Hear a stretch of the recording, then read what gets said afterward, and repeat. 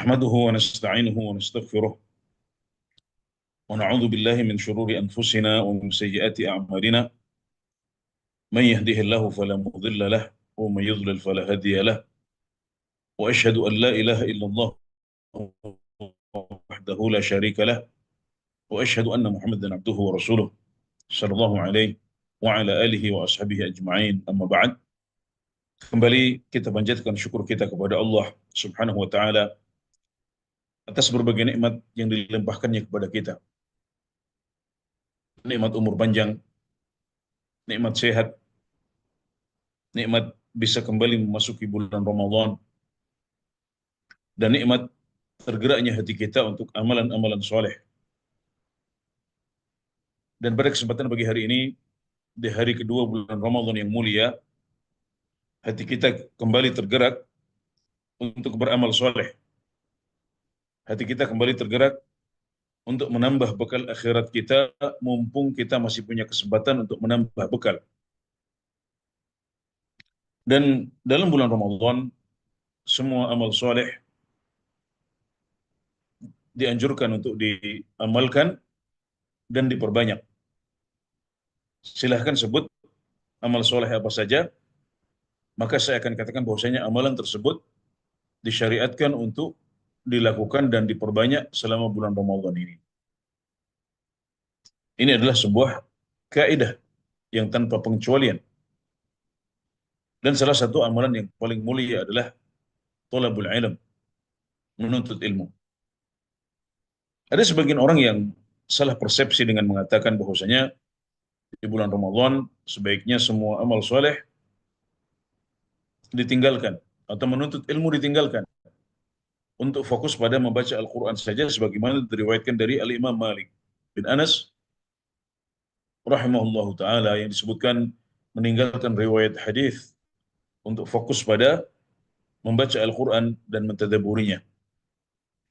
Namun para ulama menjelaskan bahwasanya riwayat ini bukan riwayat yang kuat dari Imam Malik bin Anas, karena yang dimaksudkan dan yang diperintahkan oleh Rasulullah SAW adalah memperbanyak bacaan Al-Quran, bukan berarti mengesampingkan dan meninggalkan amalan-amalan yang lain termasuk menuntut ilmu. Padahal menuntut ilmu merupakan amalan sunnah yang paling afdal setelah amalan-amalan yang wajib.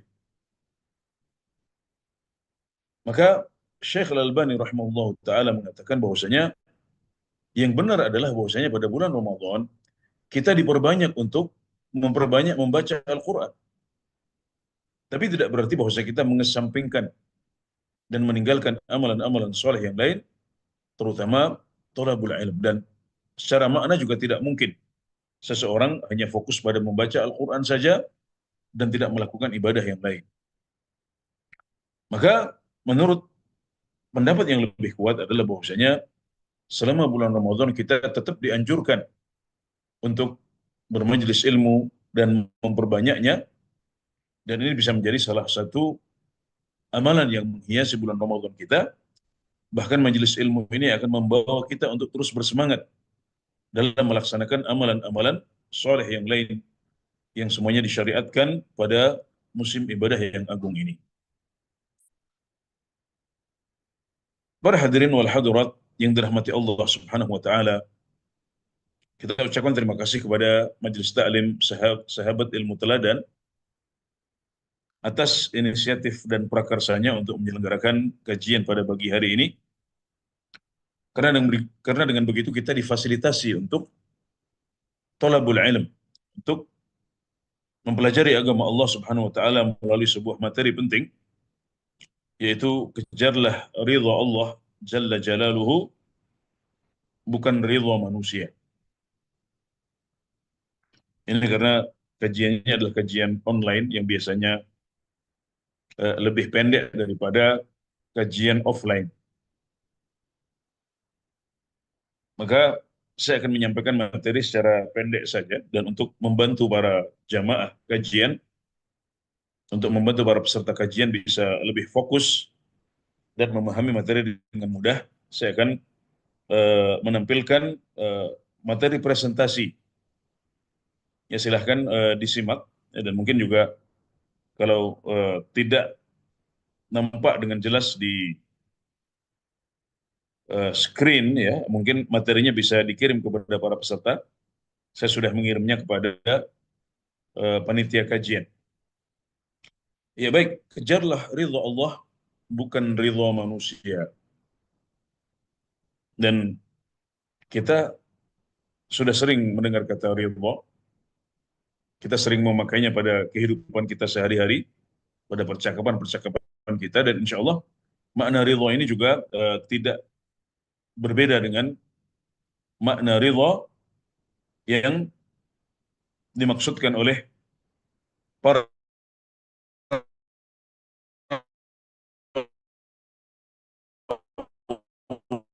ulama. Bentuk tidak baku dari kata rida. Jadi kalau yang baku justru adalah rida, yang berarti rela, suka, senang hati dan berkenan. Ya, jadi kata bakunya adalah rida, rida atau rela, karena rela ini sebenarnya diambil dari kata ridho. Dan ada sebuah fenomena unik ya dalam transliterasi dari bahasa Arab ke bahasa Indonesia pada masa lalu, di mana orang-orang sepertinya kesulitan untuk mengucapkan huruf dot atau huruf dha, maka kemudian mereka mengubahnya dengan kata yang dengan huruf yang lebih ringan. Tapi di Indonesia pada masa dulu, huruf gantinya ini adalah huruf yang agak jauh ya dari dot atau dha. Bukan misalnya dengan huruf dal atau dengan huruf zai atau zal ya, tapi mereka mengubahnya menjadi huruf L. Maka mereka mengganti zalim menjadi lalim, mengganti zahir wa batin menjadi lahir batin. Mereka mengganti zuhur menjadi luhur. Mereka mengganti hafid atau hafal atau hafid menjadi hafal. Dan juga mengganti ridha menjadi rela. Mengganti ridha menjadi rela, bahkan mereka mengganti Ramadan menjadi Ramalan. Nah, ini bisa kita temukan pada literatur di Indonesia pada masa lalu. Jadi ridho artinya adalah rela, suka, senang hati dan berkenan, dan lawannya adalah benci, marah dan murka. Jadi dalam pembahasan akidah tentang sifat ridho, ya para ulama menyebutkan bahwasanya lawannya adalah benci, yaitu kariha, atau marah, yaitu ghadiba, dan murka, atau maqt, atau yang semacamnya. Dan sifat ridho ini bisa disematkan kepada Allah, bisa juga disematkan kepada makhluk. Jadi kita mengatakan Allah ridho, Allah meridhoi. Kita juga mengatakan apakah orang tuamu ridho dengan perbuatanmu ini. Nah, jadi eh, ada penyematan sifat ridho untuk Allah Subhanahu wa taala, namun juga bisa dipakai untuk manusia. Ya sebagaimana sifat sayang, ya, sifat cinta, ini semuanya juga dimiliki oleh manusia. Namun Allah Subhanahu wa taala memiliki nama-nama dan sifat yang mulia ini dengan bentuknya yang paling sempurna. Tidak sama dengan sifatnya para makhluk. Jadi kita harus memahaminya dengan cara seperti ini. Walillahil matsalul a'la. Allah memiliki perumpamaan yang paling tinggi. Jadi sifat sayangnya manusia tidak sama dengan sifat sayangnya makhluk. Ya sifat cintanya Allah tidak sama dengan sifat cintanya makhluk. Juga sifat ridhonya manusia tidak sama dengan sifat ridhonya makhluk. Dan ridha Allah Subhanahu wa taala artinya adalah kerelaan Allah Subhanahu wa taala dan berkenannya Allah Subhanahu wa taala pada sesuatu atau pada seseorang. Dikatakan Allah ridha kepada para sahabat Rasulullah sallallahu alaihi wasallam, berarti dia ridha dan berkenan terhadap mereka.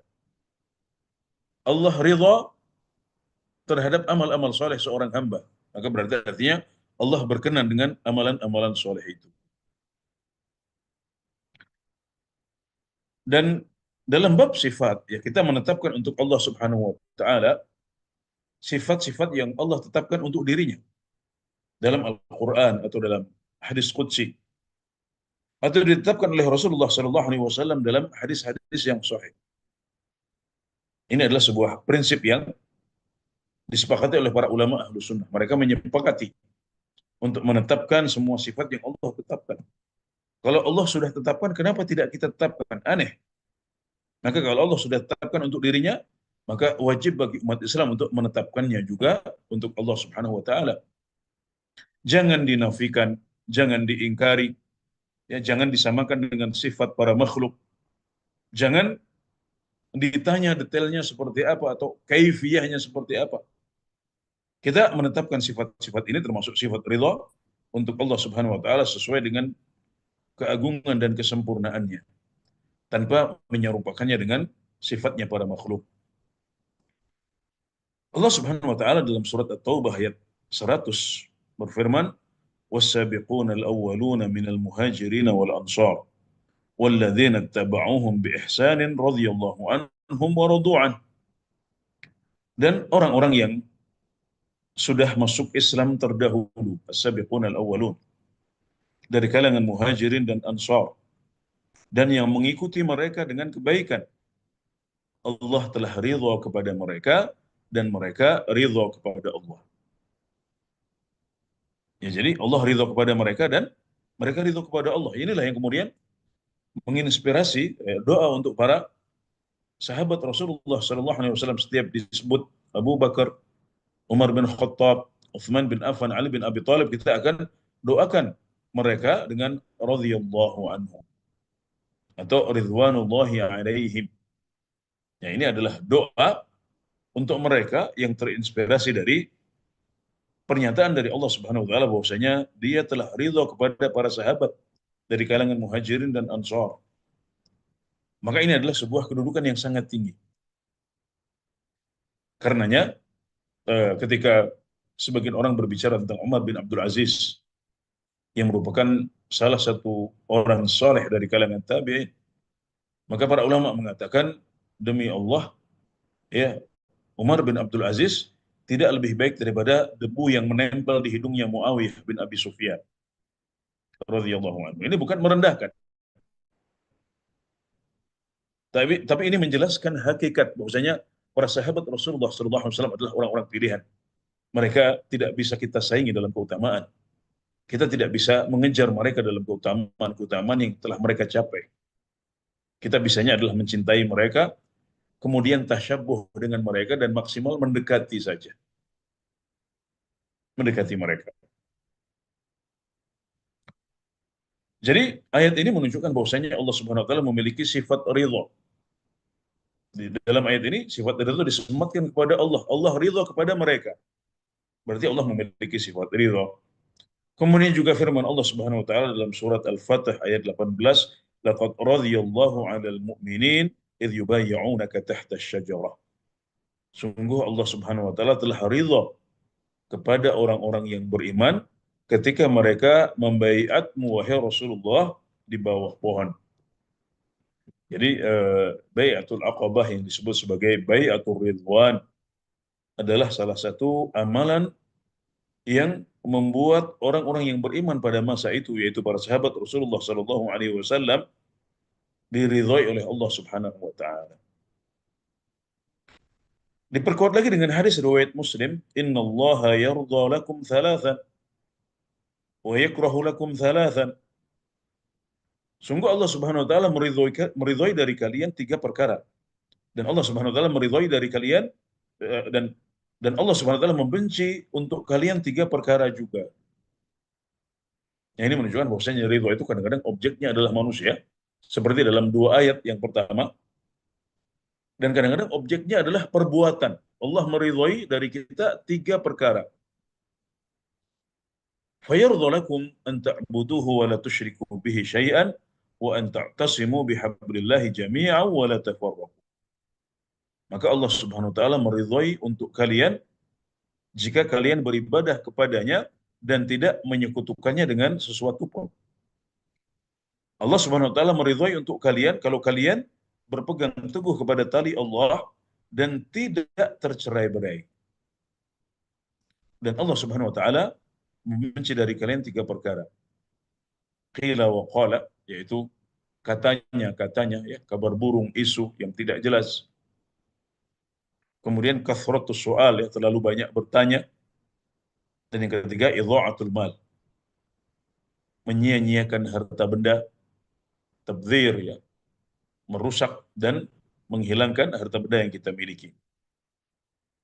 Dalam hadis ini Nabi Muhammad SAW menetapkan untuk Allah Subhanahu wa taala sifat ridha yang objeknya adalah amalan-amalan soleh. Maka berdasarkan ayat-ayat dan hadis tadi, juga masih ada hadis-hadis yang lain, Ahlus Sunnah menetapkan sifat ridha untuk Allah Subhanahu wa taala.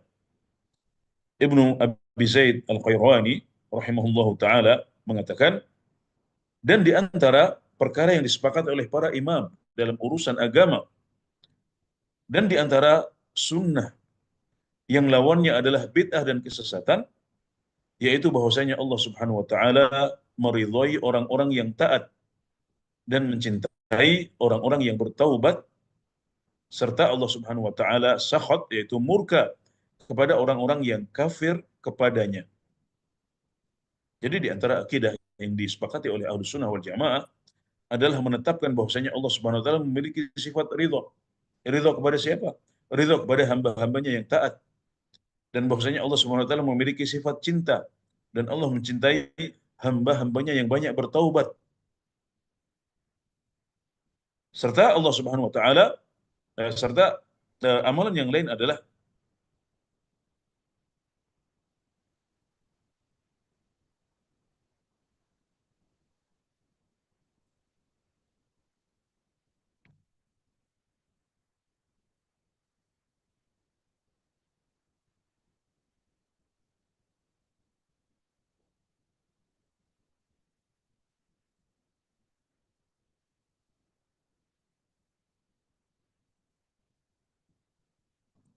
mohon maaf saya ganti ya karena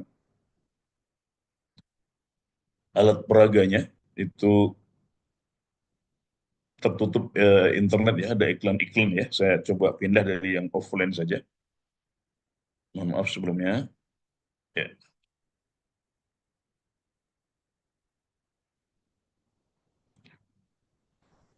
Ya. Jadi di antara perkara akidah yang disepakati oleh Ahlus Sunnah wal Jamaah adalah mengimani bahwasanya Allah Subhanahu wa taala juga memiliki sifat cinta dan Allah Subhanahu wa taala mencintai hamba-hambanya yang banyak bertaubat kepadanya. Juga meyakini bahwasanya Allah Subhanahu wa taala memiliki sifat murka dan Allah Subhanahu wa taala murka kepada orang-orang yang kufur kepadanya. Maka bisa kita simpulkan dari sini bahwasanya penyebab ridha Allah adalah ketaatan. Sedangkan penyebab murka Allah Subhanahu wa taala adalah kufur dan semua bentuk maksiat. Maka dari penjelasan ini kita bisa simpulkan dalam bab akhbar. Jadi Islam itu bisa kita kategorikan menjadi dua bab besar. Bab yang pertama adalah bab akhbar, yaitu bab tentang kabar-kabar, yaitu kabar-kabar yang disampaikan oleh Allah Subhanahu wa taala juga oleh Rasulullah sallallahu alaihi wasallam. Maka kewajiban kita adalah mengimani kabar-kabar yang telah Allah sampaikan atau disampaikan oleh Rasulullah sallallahu alaihi wasallam, kita mengimaninya dan menetapkan sifat-sifat ini untuk Allah Subhanahu wa taala sesuai dengan kemuliaan dan keagungannya. Adapun dalam bab ahkam, yaitu bab tentang hukum-hukum, maka seorang muslim hendaknya mengejar ridha Allah Subhanahu wa taala dan menjauhi murkanya dengan melakukan berbagai ketaatan dan menjauhi maksiat. Nah, ini adalah ilmu yang bisa kita petik dalam bab ahkam. Karena ayat Al-Quran itu kalau bukan kabar, maka dia berbicara tentang hukum. Pilihannya dua, kabar yang disampaikan atau hukum yang diturunkan. Jadi kita bisa petik dua hal ini dari pembahasan kita hari ini. Dalam bab akhbar kita mengimani dan menetapkan untuk Allah Subhanahu wa taala sifat ridha sesuai dengan kemuliaan dan keagungannya. Sedangkan dalam bab ahkam sebagai bentuk atau sebagai buah dari keimanan yang baik kepada Allah Subhanahu wa taala, maka kita harus berusaha mengejar ridha Allah. Jadi kalau kita tahu Allah Subhanahu wa taala memiliki sifat ridha, dan sifat ridha Allah Subhanahu wa taala diberikan kepada orang-orang yang taat, nah maka berarti kita sebagai seorang mukmin harus memperbanyak ketaatan. Kita harus mengejar ridha Allah Subhanahu wa taala dan menjauhi murkanya dengan melakukan berbagai ketaatan dan menjauhi maksiat. Nah, kemudian perlu diketahui juga bahwasanya ridha disebutkan oleh Allah Subhanahu wa taala sebagai derajat kenikmatan yang paling tinggi dan karamah dengan level yang paling tinggi. Asy-Syaukani rahimahullah taala menyebutkan ridha dari Allah Subhanahu wa taala adalah derajat kenikmatan yang paling tinggi dan level karamah yang paling utama. Beliau di sini mereferensi kepada sabda Nabi Muhammad SAW dalam hadis qudsi yang diriwayatkan dari Tuhan beliau Allah Subhanahu wa taala. Allah Subhanahu wa taala mengatakan kepada para penduduk surga, "Ya ahlal jannah." Wahai para penduduk surga. Maka mereka pun menjawab, "Labbaika rabbana wa sa'daik wal khairu fi yadaik." Siap wahai Allah Subhanahu wa taala. Semua kebaikan dan kebahagiaan ada di tanganmu. Maka Allah bertanya kepada mereka, "Hal radhitum? Apakah kalian sudah ridha?" Maka mereka menjawab, "Ya Allah, bagaimana kami tidak ridha? Sedangkan Engkau telah memberikan kepada kami apa yang tidak pernah Engkau berikan kepada seorang pun hamba-Mu." Jadi masing-masing penduduk surga ini merasa dia sudah diberikan yang terbaik. Semua penduduk surga ini sudah ridha dengan apa yang mereka terima dari Allah Subhanahu wa taala. Rasa hasad, rasa iri, ya. Bahkan ketika melihat kedudukan tinggi para nabi, para syuhada, para salihin, para siddiqin. Nah, rasa iri dan dengki ini sudah Allah hapuskan. Wa naza'na ma fi sudurihim min ghillin ikhwanan. Dan kami telah cabut dari dada-dada mereka rasa iri dan dengki. Mereka semuanya bersaudara. Maka mereka pun menjawab, "Ya Allah, bagaimana kami tidak ridha sedangkan Engkau telah berikan kepada kami segala sesuatu." Maka kemudian Allah mengatakan, "Ala u'tikum afdhala min dzalik?" Tidakkah kalian mau aku beri sesuatu yang lebih baik daripada yang telah kalian dapatkan? Maka mereka menjawab, "Ya Rabbi, wa ayyu syai'in afdhalu min dzalik?" Wahai Tuhan kami, apa yang lebih baik daripada yang telah Engkau berikan kepada kami? Fa yaqul, "Uhillu 'alaikum ridwani." Aku halalkan untuk kalian ridhaku. Fala askhatu ba'dahu abadan. Maka setelah ini aku tidak akan murka kepada kalian sama sekali. Allahu Akbar. Jadi ini pernyataan dari Allah Subhanahu wa taala kepada para penduduk surga. Allah akan ridha kepada mereka dan Allah tidak akan murka kepada mereka sama sekali. Bayangkan kalau seseorang sudah mendapatkan pernyataan seperti ini dari Tuhannya. Allah sudah menyatakan keridhaannya kepada mereka, kemudian mereka tidak akan dimurkai sama sekali. Maka ini adalah sesuatu yang sangat menyenangkan dan menenangkan bagi para penduduk surga. Maka mendapatkan ridha dari Allah Subhanahu wa taala adalah derajat kenikmatan yang paling tinggi dan juga level karamah atau pemuliaan yang paling mulia dari Allah Subhanahu wa taala. Kemudian setelah kita memahami bahwasanya sifat ridha menuntut kita untuk menjadi orang-orang yang taat dan terus mengejar ridha Allah Subhanahu wa taala, perlu kita ketahui bahwasanya ketaatan kepada Allah Subhanahu wa taala itu memiliki 4 bentuk. Yang pertama adalah menjalankan perintah Allah semampu kita. Kemudian meninggalkan semua larangan Allah. Sebagaimana sabda Nabi Muhammad SAW, "Ma amartukum bihi fa'tu minhu mastata'tum, wa ma nahaitukum anhu fastanibu." Semua yang aku perintahkan kepada kalian maka lakukan semampu kalian. Dan semua yang aku larang untuk kalian, maka hindarilah. Nah, keduanya ini dalam bab ahkam. Jadi, hukum itu perinciannya adalah kalau perintah kita kerjakan, kalau larangan kita tinggalkan. Kemudian yang ketiga adalah mengimani kabar-kabar yang disampaikan oleh Allah atau oleh Rasulullah Sallallahu Alaihi Wasallam, kemudian sampai kepada kita dengan sanad yang sahih dalam Al-Quran, dalam hadis yang sahih. Maka kita wajib mengimani kisah-kisah para nabi, kisah umat-umat terdahulu. Kita harus mengimani kabar-kabar tentang kejadian menjelang hari kiamat atau asyratus sa'ah. Kita harus mengimani tanda-tanda kiamat baik yang besar maupun yang kecil. Karena semua itu disampaikan kepada kita dari Rasulullah Sallallahu Alaihi Wasallam. Jadi itu kabar dari Allah dan Rasulnya. Maka dengan sekedar mengimani, ya ini tidak butuh langkah kaki, tidak butuh gerakan tangan, cukup dengan mengolah hati kita, kita katakan, ya Allah aku beriman dengan itu semuanya. Aku mengimani semua kabar-kabar itu ya Allah, maka kita mendapatkan pahala besar di sisi Allah Subhanahu wa taala, dan itulah yang dituntut dan diminta dari kita dalam bab akhbar. Ya, saat membaca kabar-kabar dari Allah Subhanahu wa taala atau dari Rasulullah sallallahu alaihi wasallam, maka kita mengimaninya. Kemudian yang keempat adalah beribadah kepada Allah dengan cara yang sesuai dengan tuntunan Nabi Muhammad sallallahu alaihi wasallam. Dan ini adalah konsekuensi dari syahadatain. Syahadat la ilaha illallah Muhammadur Rasulullah. Kalau kita mengimani bahwasanya Allah adalah Tuhan kita dan Rasulullah sallallahu alaihi wasallam adalah Nabi Muhammad sallallahu alaihi wasallam. Nabi kita adalah Nabi Muhammad sallallahu alaihi wasallam, maka berarti kita tidak boleh untuk beribadah pada Allah dengan cara yang tidak diajarkan oleh Rasulullah sallallahu alaihi wasallam. Nah, ini silahkan dicek apakah keempat unsur ini sudah ada dalam ibadah kita sehari-hari.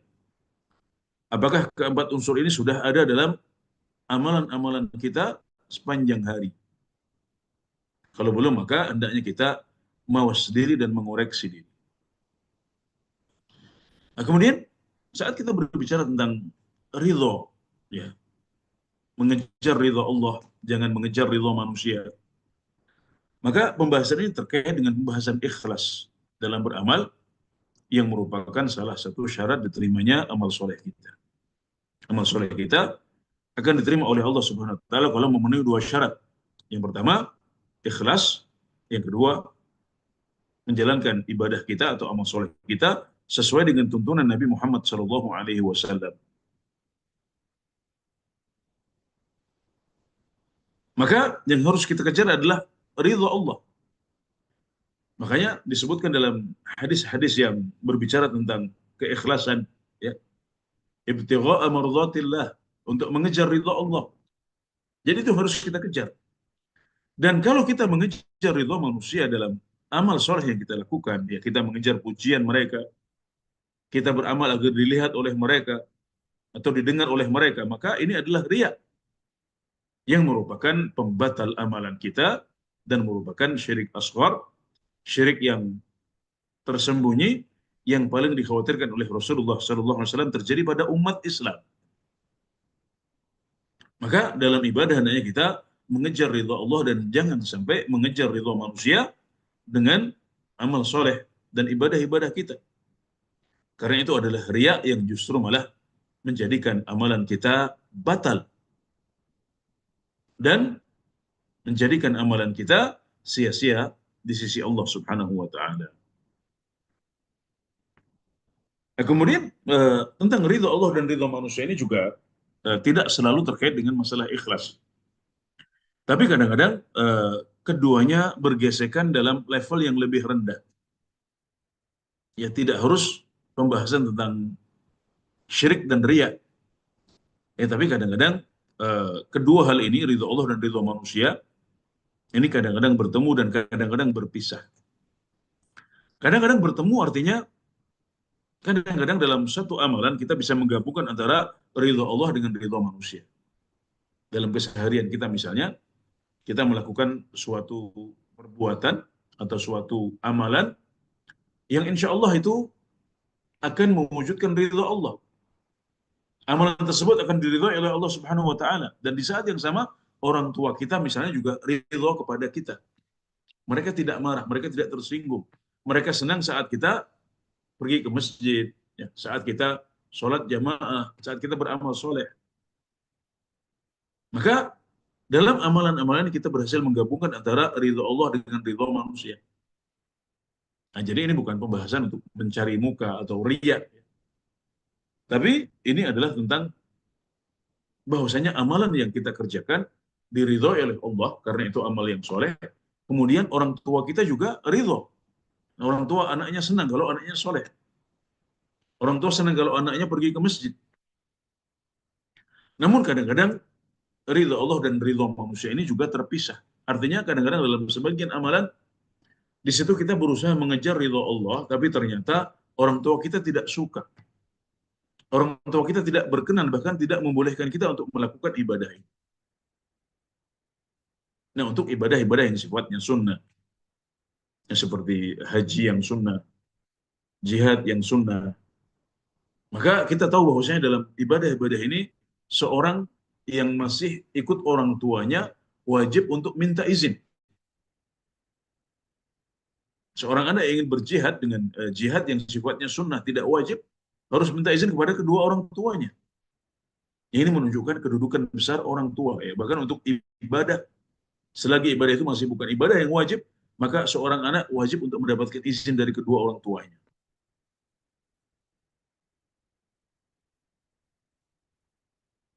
Nah, namun kadang-kadang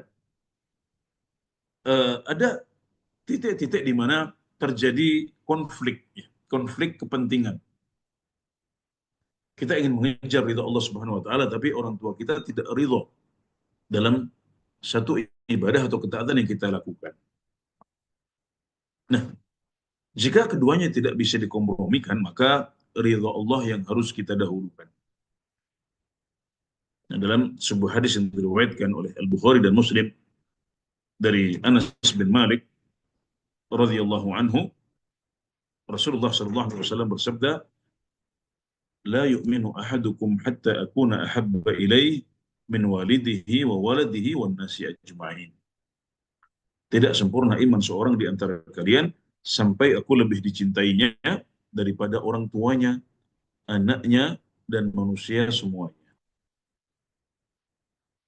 Dalam hadis ini, Nabi Muhammad SAW menjelaskan bahwasanya seorang Muslim harus mencintai Rasulullah SAW lebih dari cintanya kepada ayah ibunya, lebih dari cintanya kepada anak-anaknya, dan juga lebih dari cintanya kepada manusia semuanya siapapun itu.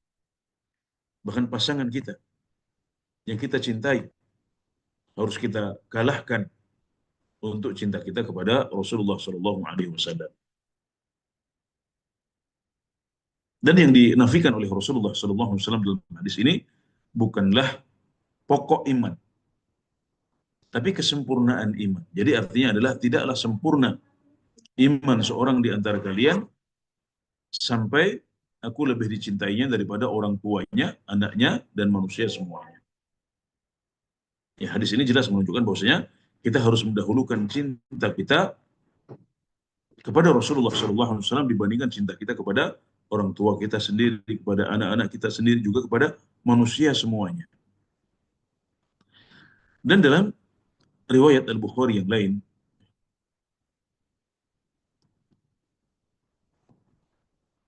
disebutkan bahwasanya para sahabat sedang duduk bersama Rasulullah SAW, dan ketika itu mereka melihat Nabi Muhammad SAW memegang tangan Umar bin Khattab.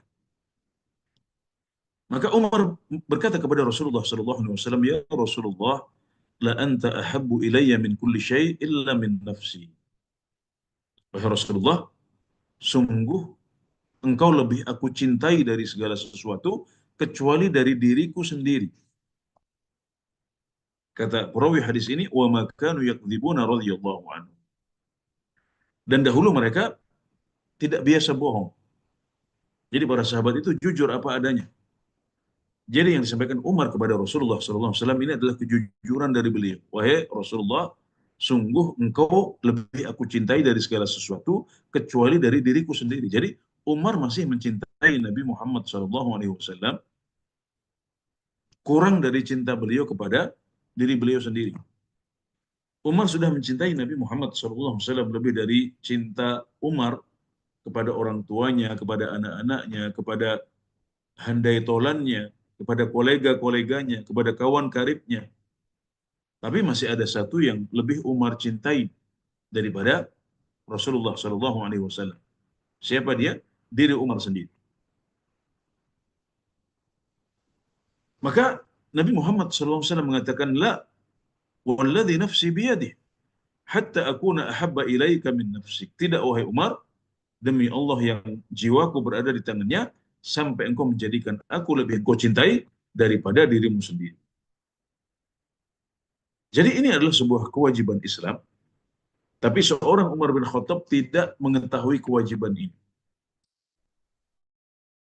Umar bin Khattab belum tahu kalau seorang Muslim harus mencintai Nabi Muhammad SAW lebih dari cintanya kepada siapapun, termasuk kepada dirinya sendiri.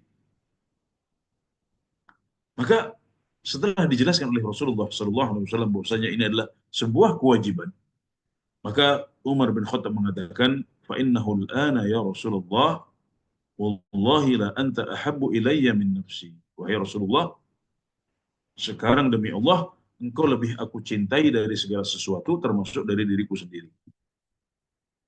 Maka mendengar jawaban itu, Nabi Muhammad SAW mengatakan, Al-ana ya Umar.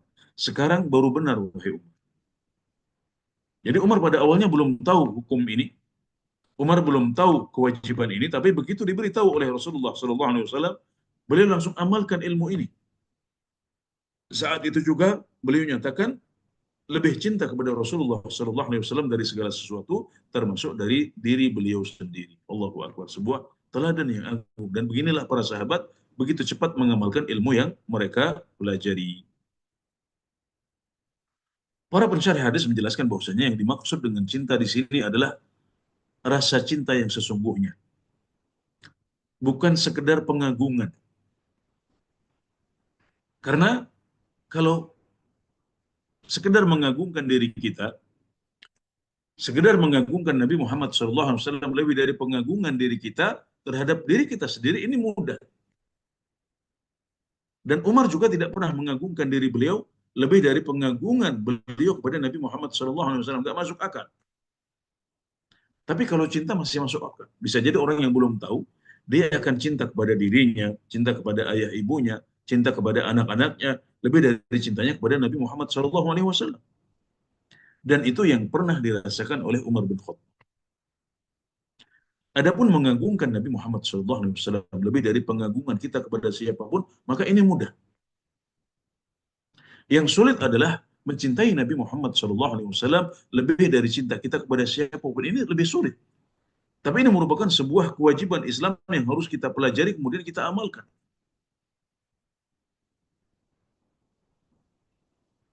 Ya, Umar sama sekali tidak pernah mengagungkan diri beliau lebih dari Nabi Muhammad SAW. Namun itu tidak cukup. Yang diminta oleh Rasulullah SAW dari Umar adalah Umar juga harus lebih cinta kepada Nabi Muhammad SAW daripada cintanya kepada dirinya sendiri. Dan menurut Al-Hafidh Ibn Hajar Al-Asqalani rahimahullah ta'ala, kecintaan ini bisa diuji. Bagaimana kita bisa mengetahui bahwasanya kita sudah lebih cinta kepada Nabi Muhammad SAW lebih dari cinta kita kepada siapapun, termasuk orang tua kita dan anak-anak kita? Kata Al-Hafidh Ibn Hajar, caranya adalah dengan melihat.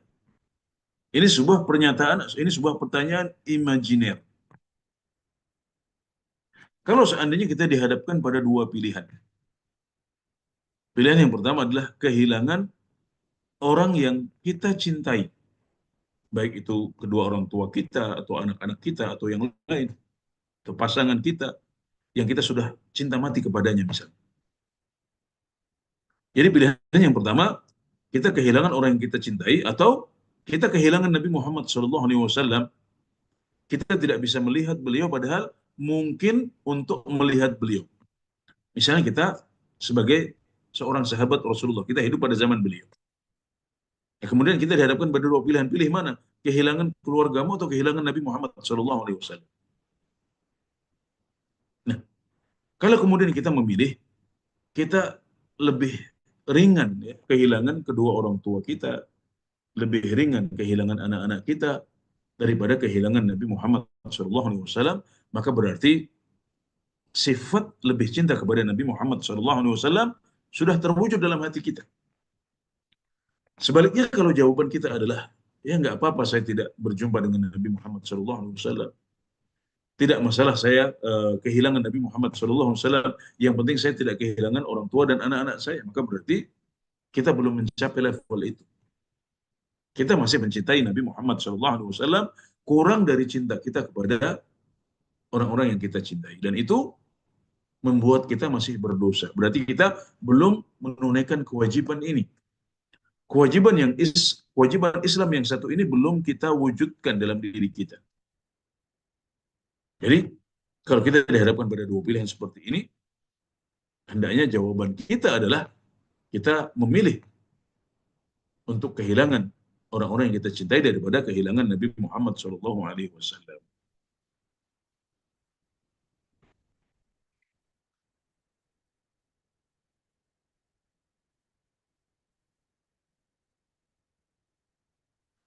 Dan pertanyaan imajiner seperti ini, para hadirin wal hadirat yang dirahmati Allah Subhanahu wa taala, yang mungkin kita tidak akan hadapi sama sekali. Ini namanya imajiner. Kita bukan para sahabat.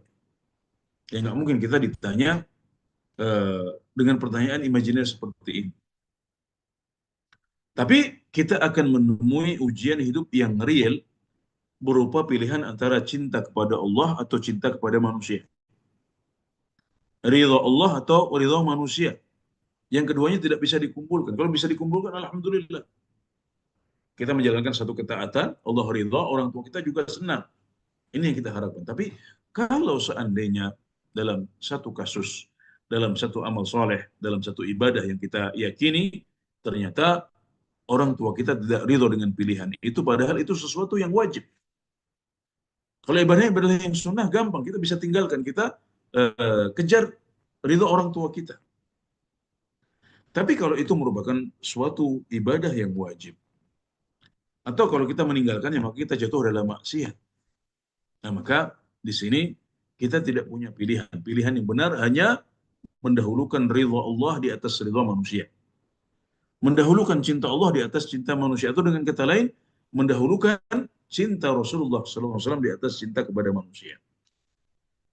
Nah, ujian hidup yang real seperti ini kadang-kadang menimpa kita dan bisa jadi kita pernah mengalaminya. Ini beberapa contoh yang sering kita temui di masyarakat. Yang pertama, seorang remaja putri yang memahami kewajiban memakai jilbab. Ya, dia sudah balik, dia sudah tahu kewajiban untuk memakai jilbab, kemudian dia ingin mengamalkannya. Tapi ternyata orang tuanya tidak setuju dan tidak meridhai pilihan dia ini.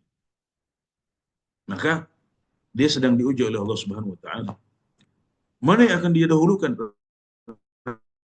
Ridha Allah atau ridha manusia? Cinta Allah atau cinta manusia? Maka di sini dia harus memilih. Dan jawabannya adalah judul kajian kita hari ini. Kejarlah ridha Allah, jangan kejar ridha manusia. Demikian juga seorang pria muslim yang sudah belajar bahwasanya menjabat tangan wanita asing adalah dosa besar. Dan dia ingin mengamalkan ilmunya. Tapi kalau dia mengamalkan ilmunya, dia dianggap konservatif, dianggap kaku, ya konservatif. Dianggap nggak asik, nggak gaul, dan lain sebagainya. Maka di sini dia sedang menghadapi sebuah ujian hidup yang real. Kalau dia meninggalkan prinsip ini, ya dia akan jatuh dalam dosa, bahkan dosa besar. Tapi kalau dia tetap mempertahankan prinsipnya, maka dia akan dicap dengan berbagai cap, orang tidak ridho kepada dia. Maka pilihan yang benar hanya satu. Jawaban yang benar hanya satu, yaitu mendahulukan ridho Allah di atas ridho manusia dan cinta Allah di atas cinta manusia. Ya, toh ya, hanya hanya dinilai begini dan begitu, ya dianggap nggak asik, dianggap kuno dan lain sebagainya, alhamdulillah nggak ada masalah. Yang penting kita mendapatkan ridho dari Allah Subhanahu wa taala. Kemudian kadang-kadang di masyarakat, ya, tidak hadir dalam kegiatan maksiat itu membuat sebagian warga dikucilkan. Ya, untuk contoh yang sebelumnya kan kita bisa bisa mengelak, ya kita bisa menghormati, bisa tetap akrab, ya bisa tetap memberikan hormat dengan cara yang lain, misalnya dengan menelungkupkan tangan di depan dada, orang sudah paham, sudah maklum. Ya, kemudian juga kita bisa tetap senyum, ya tetap ramah, dan itu boleh.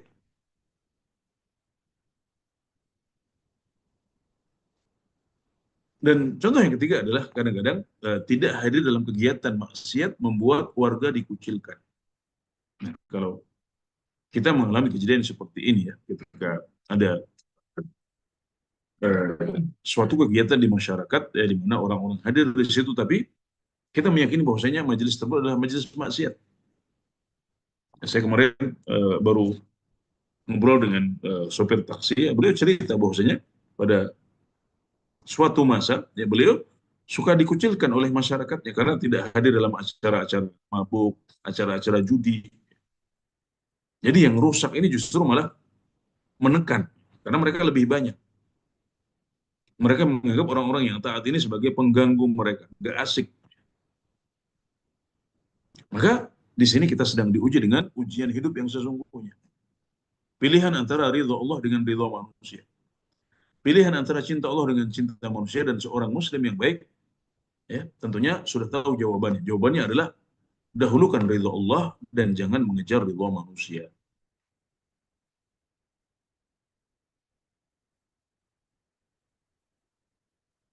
Nah, kalau kita mengaku cinta kepada Nabi Muhammad SAW, maka kita harus pahami bahwasanya cinta kepada beliau memiliki konsekuensi. Konsekuensi cinta kepada Nabi Muhammad SAW adalah mematuhi ajaran beliau. Ya, kalau yang kita lakukan melanggar, kita segera tinggalkan. Kita harus mematuhi ajaran beliau, mencintai apa yang beliau cintai, dan membenci apa yang beliau benci. Apa yang dicintai oleh Rasulullah SAW? Amalan-amalan soleh dan ketaatan dengan berbagai bentuknya. Jadi ada amal soleh berupa ucapan lisan, ada amal soleh berupa amalan hati, ada amalan soleh berupa amalan-amalan anggota tubuh yang lain. Ada yang berupa perkataan, ada yang perbuatan, ada yang lahir, ada yang batin. Ini semuanya dicintai oleh Rasulullah SAW.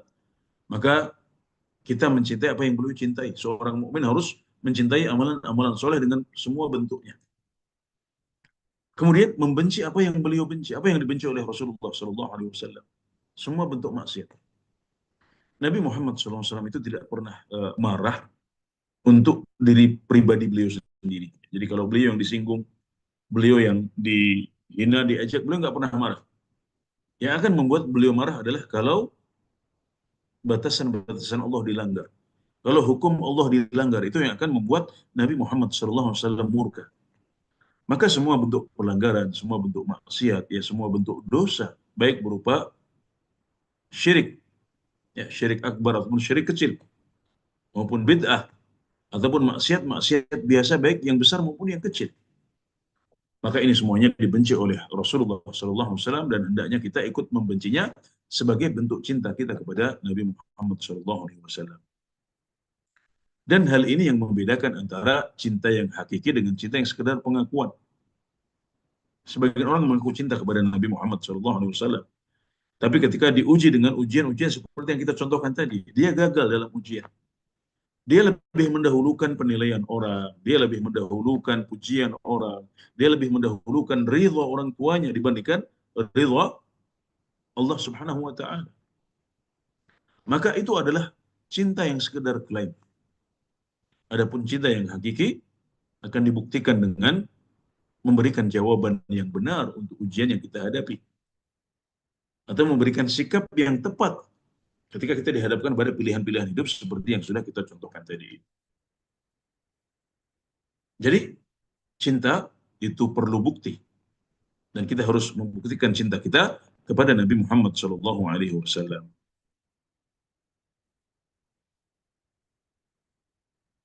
Salah pilih sama dengan dosa atau maksiat. Jika kita salah memilih saat diuji dengan memilih ridho manusia di atas ridho Allah, maka kesalahan memilih ini terhitung sebagai dosa di sisi Allah Subhanahu wa taala. Kenapa? Karena iman yang dinafikan dalam hadis yang pertama tadi, yaitu hadis riwayat Al-Bukhari dan Muslim. La yu'minu ahadukum hatta akuna ahabba ilaih min walidihi wa waladihi wan nasi ajma'in. Tidaklah beriman seorang di antara kalian sampai aku menjadi orang yang paling dia cintai dan lebih dia cintai dibandingkan kedua orang tuanya, anaknya, dan manusia semuanya. Nah, di sana Nabi menafikan iman. La yu'minu ahadukum, ya. Nabi menegasikan iman seorang muslim. Nah, iman yang dinafikan atau dinegasikan dalam hadis ini adalah kesempurnaan iman, bukan pokok iman. Artinya jika seorang muslim masih mencintai dirinya lebih dari kecintaannya kepada Nabi Muhammad SAW, dia tidak lantas dikeluarkan dari Islam. Jadi cinta kepada diri kita atau anak kita atau orang tua kita lebih dari cinta kita kepada Rasulullah SAW tidak membuat pelakunya kafir. Itu bukan perbuatan kufur. Tapi kita berdosa. Karena yang dimaksud dengan keimanan atau iman dalam hadis ini adalah kesempurnaan iman yang wajib. Yang dimaksud adalah kesempurnaan iman yang wajib. Bukan kesempurnaan iman yang mustahab atau yang hanya dianjurkan saja. Dan biasanya yang dinafikan dari seorang muslim dalam hadis-hadis adalah kesempurnaan iman yang wajib, bukan kesempurnaan iman yang mustahab. Jadi jangan sampai kita salah pilih yang kemudian membuat kita jatuh dalam dosa dan maksiat. Nah, kemudian hiburannya adalah bahwasanya kalau kita mengejar ridha Allah, maka Allah akan cukupi kita. Ya. Kalau kita mencari ridha Allah, maka Allah akan membuat kita cukup. Allah akan membuat kita tidak butuh orang lain lagi. Sebagaimana yang diriwayatkan oleh At-Tirmidzi dari Aisyah radhiyallahu anha, beliau mengatakan, aku mendengar Rasulullah sallallahu alaihi wasallam bersabda, "Man iltamasa ridallahi bi sakhatin nas, kafallahu mu'natan nas. Wa man iltamasa ridan nasi bi sakhatillah, wakalahu Allahu ilan nas." Ya, barang siapa yang mencari ridha Allah dengan kemurkaan manusia, maka Allah akan cukupkan dirinya dari kebutuhan kepada manusia. Dan barang siapa mencari ridha manusia dengan kemurkaan Allah, maka Allah akan jadikan dia tergantung pada manusia. Jadi kadang-kadang saat kita mengejar ridha Allah, kita harus mengorbankan ridha manusia. Artinya saat kita mendahulukan ridha Allah, bisa jadi ada manusia yang tidak ridha kepada kita, mereka murka kepada kita. Ini maksud mencari ridha Allah dengan kemurkaan manusia.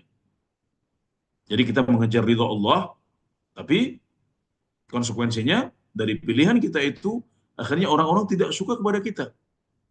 Orang-orang membenci kita, orang-orang mengecap kita dengan cap-cap yang tidak baik, yang kita juga tidak suka.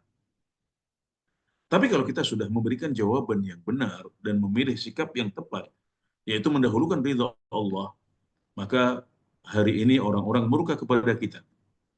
Tapi Allah akan cukupkan diri kita dari kebutuhan kepada manusia. Kita akan dibuat cukup, kita nggak butuh pada mereka. Kita nggak tergantung pada mereka. Maka santai saja. Kenapa kita harus takut dengan celaan mereka atau penilaian mereka? Sementara Nabi Muhammad SAW juga mencontohkan kita seperti itu.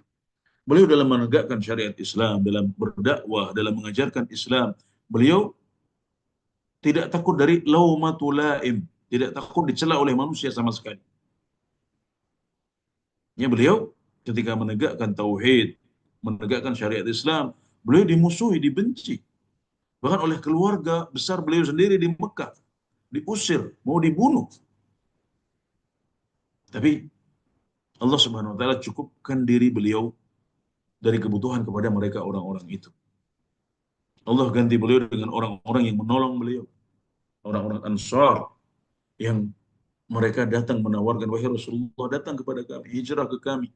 Kami akan bantu, kami akan lindungi. Nah, ini yang terjadi pada Nabi Muhammad SAW. Maka kita juga harus yakin dengan janji ini. Kalau kita mendahulukan ridha Allah, meskipun dengan kemurkaan manusia, maka Allah akan cukupkan diri kita dari kebutuhan kepada manusia. Dan sebaliknya, barang siapa yang mencari ridha manusia dengan kemurkaan Allah,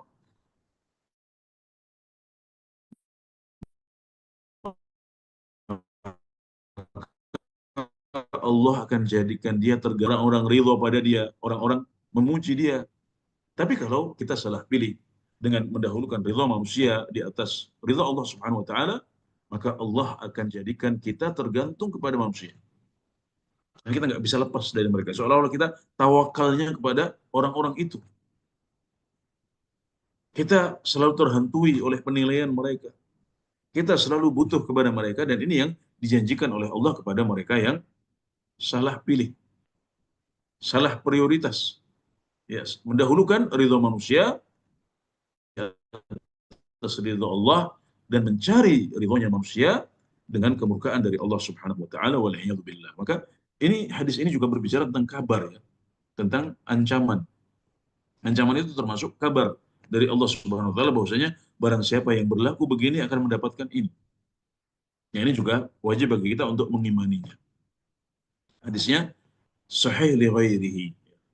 Jadi ini termasuk hadis sahih yang bisa kita amalkan. Kemudian tidak hanya Allah membuat kita cukup dan tidak butuh pada orang-orang, tapi juga suatu saat ridha manusia akan mengikuti.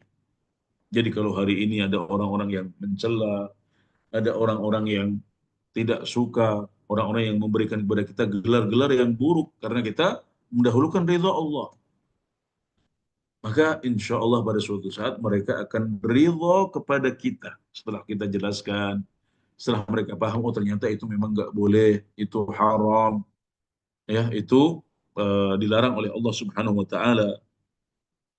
Dan akhirnya mereka mau mendengar dakwah kita, ya mereka paham, ya mereka sudah mulai ngaji lebih intensif, akhirnya mereka ridho kepada kita. Dan ini juga dijanjikan oleh Allah Subhanahu Wa Taala, ya, dalam sebuah hadis riwayat Ibnu Hibban. Man iltamasa ridhallahi bi sakhatin nas radhiyallahu anhu wa arda anhu nas. Barang siapa yang mencari ridha Allah dengan kemurkaan manusia, maka Allah akan ridha padanya dan menjadikan manusia ridha kepadanya suatu saat. Jadi kalau kita sudah memberikan jawaban yang benar, memilih pilihan yang sahih, ya, maka dengan begitu Allah akan ridha kepada kita. Kalau Allah sudah ridha pada kita, apa gunanya celaan manusia? Nggak ada artinya. Ridha Allah jauh lebih penting. Ridha Allah adalah level karamah yang paling tinggi. Ridha Allah adalah tingkat kenikmatan yang paling besar. Maka kalau saat kita dihadapkan pada pilihan ridha Allah atau ridha manusia, kita memilih ridha Allah dan kita korbankan ridha manusia, biarkan mereka murka kepada kita. Apa yang kita dapatkan? Allah akan ridha kepada kita. Ini sudah yang paling penting, yang paling besar. Kemudian Allah menjanjikan suatu saat manusia akan ridha kepada dia. Yang sebagaimana yang dihadapi oleh Rasulullah SAW.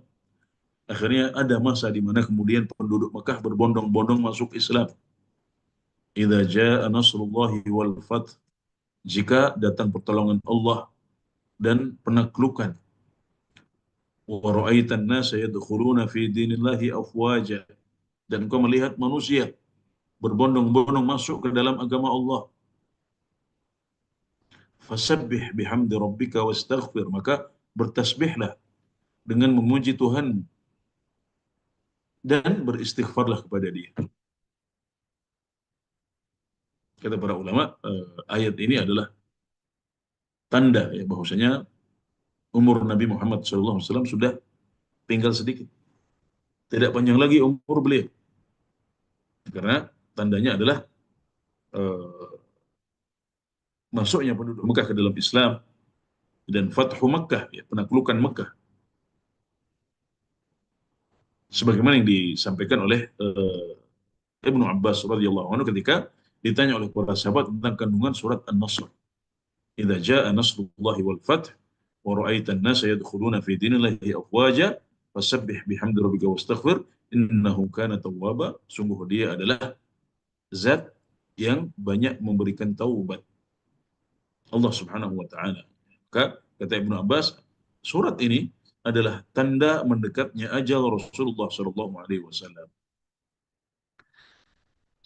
Dan sebaliknya, wa man iltamasa ridwan nasi bi sakhatillah sakhitallahu alaihi wa askhatu alaihi nas. Dan barang siapa yang mengejar ridha manusia dengan kemurkaan Allah, maka Allah akan murka padanya dan Allah akan menjadikan manusia murka padanya suatu saat. Jadi kalau kita salah pilihan, kita salah menjawab, kemudian kita mendahulukan ridha manusia dan kita korbankan ridha Allah sehingga akhirnya Allah murka. Maka apa yang kita dapatkan? Yang pertama, Allah akan murka kepada kita. Na'udzubillah min dzalik. Kalau Allah sudah murka pada kita, apa gunanya senyum dan pujian manusia? Gak ada gunanya sama sekali. Nah, jadi kalau Allah sudah murka pada kita, sudah tamat, ya finish. Ya, nggak ada artinya lagi yang lain. Na'udzubillah min dzalik. Dan Allah akan menjadikan manusia murka padanya suatu saat. Ya, hari ini orang senyum, ya orang senyum karena kita mendahulukan kepentingan mereka. Kita memenuhi ridha mereka, kita mengejar ridha mereka. Yang mereka memuji kita, kamu adalah orang yang asik, kamu adalah orang yang nggak kuper, kamu adalah orang yang gaul, dan lain sebagainya. Maka suatu saat Allah akan jadikan manusia murka kepada kita. Hari ini mereka senyum, tapi suatu saat mereka akan murka pada kita. Mereka tidak suka kepada kita. Baik mereka yang kemudian mendapatkan hidayah, mereka tahu yang benar yang mana, yang hak yang mana. Akhirnya berbalik membenci sesuatu yang pada awalnya mereka sukai. Dan innallaha la yukhliful mi'ad. Ya, sungguh Allah Subhanahu wa taala tidak akan menyelisih janjinya. Allah tidak akan mengingkari janjinya. Jadi ini semuanya kabar yang berisi ancaman untuk para pelaku maksiat, orang-orang yang salah prioritas dengan mendahulukan ridha manusia di atas ridha Allah. Mereka harus hati-hati karena mereka tidak akan mendapatkan ridha Allah dan justru mereka akan mendapatkan murka dari Allah Subhanahu wa taala, yang kalau Allah sudah murka berarti tidak ada gunanya lagi senyum dan pujian manusia yang diberikan kepadanya. Nah, jadi inilah yang mendasari judul kajian, kejarlah ridha Allah, jangan kejar ridha manusia. Jadi ini adalah sebuah judul yang selaras dengan ayat-ayat dan hadis-hadis yang telah diturunkan kepada Rasulullah Sallallahu Alaihi Wasallam. Ada khazanah ilmu yang sangat luas yang telah diwariskan oleh Nabi Muhammad Sallallahu Alaihi Wasallam. Kewajiban kita adalah mempelajarinya. Kemudian murajaah, ya mudzakarah. Seperti hari ini, insya Allah materi yang disampaikan sudah sering kita dengar, kita sudah memahaminya dengan baik, insya Allah. Tapi alangkah butuhnya kita untuk terus diingatkan. Kita diingatkan, kita uh, disegarkan kembali pemahaman kita terhadap permasalahan-permasalahan seperti ini. Dan biasanya juga selalu ada tambahan faedah baru. Materinya sama, tapi selalu ada tambahan faedah baru dari pemateri yang menyampaikan materi lama tersebut kepada kita. Baik, barangkali ini yang bisa kami sampaikan sebagai tausiah pada kesempatan pagi hari ini. Semoga bermanfaat, memotivasi dan menginspirasi kita semuanya untuk senantiasa mengedepankan ridha Allah di atas ridha manusia. Barakallahu fiikum. Wallahu taala a'lam. Wa sallallahu ala nabiyyina Muhammad wa ala alihi wa sahbihi wa sallam. Wa akhiru da'wana anil hamdulillahi rabbil alamin. Wassalamualaikum warahmatullahi wabarakatuh. Waalaikumsalam warahmatullahi wabarakatuh. Masya Allah, jazakallah khair Ustadz atas tausiahnya ini. Selanjutnya kita lanjutkan sesi berikutnya. yaitu sesi tanya jawab. Kami persilakan kepada jamaah untuk mengajukan pertanyaan. Silakan menulis di kolom chat, insya Allah akan kami bacakan pertanyaan agar sesuai dengan tema kita hari ini. Baik Ustadz, sambil menunggu pertanyaan dari jamaah, barangkali kami isi dengan sebuah pertanyaan. Tadi Ustadz menjelaskan tentang bagaimana sikap Ahlus Sunnah itu terhadap para sahabat. Kami ingin menanyakan tentang sikap Ahlus Sunnah terhadap Ahlul Bait, Ustadz. Karena sebagian orang itu ada yang meyakini bahwa ada pertentangan antara para sahabat dengan Ahlul Bait. Jadi bahkan mereka menganggap tidak akur sepeninggal Rasulullah SAW. Sehingga orang yang mencintai Ahlul Bait maka harus berlepas diri dari para sahabat radhiyallahu taala anhum jami'an. Nah, apakah ini benar gitu Ustaz? Dan bagaimana sikap Ahlus Sunnah yang sebenarnya ya yang harus dijalankan Ustaz? Ya, baik. Perlu kita ketahui bahwasanya keluarga Nabi Muhammad SAW atau Ahlul Bait adalah termasuk bagian dari sahabat juga. Istri-istri Rasulullah SAW, kemudian putra-putra beliau, ya, menantu beliau Ali bin Abi Thalib, Utsman bin Affan, mereka semuanya adalah para sahabat Rasulullah SAW juga. Jadi mereka adalah sahabat, sekaligus mereka juga adalah Ahlul Bait. Dan para sahabat Nabi Muhammad SAW sangat menghormati para Ahlul Bait dan keluarga Rasulullah SAW. Mereka sangat menghormati istri-istri Rasulullah SAW. Mereka merujuk para istri Rasulullah SAW sepeninggal Nabi Muhammad dalam permasalahan agama, terutama yang terkait dengan urusan keluarga dan teladan Nabi Muhammad SAW dalam kehidupan rumah tangga. Mereka bertanya kepada para sahabat ini. Suatu saat ketika Fatimah radhiyallahu anha datang kepada Abu Bakar As-Siddiq meminta hak beliau atas warisan dari Nabi Muhammad SAW. Warisan Nabi yang bagi beliau adalah warisan seorang bapak kepada anaknya. Karena Fatimah menyangka bahwasanya beliau punya hak atas warisan dari Nabi Muhammad SAW yang merupakan ayahanda beliau.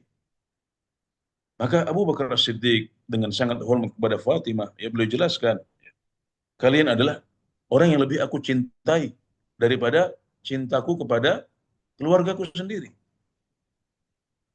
Itu dinyatakan oleh Abu Bakar kepada Fatimah radhiyallahu anha. Tapi wahai Fatimah bintu Muhammad, aku telah mendengar dari Rasulullah sallallahu alaihi wasallam, inna ma'syaral anbiya la nurath ma taraknahu sadaqah. Ya. Kami para nabi semuanya kami tidak diwarisi, ya, harta kami tidak diwarisi. Apa yang kami tinggalkan adalah sedekah untuk umat.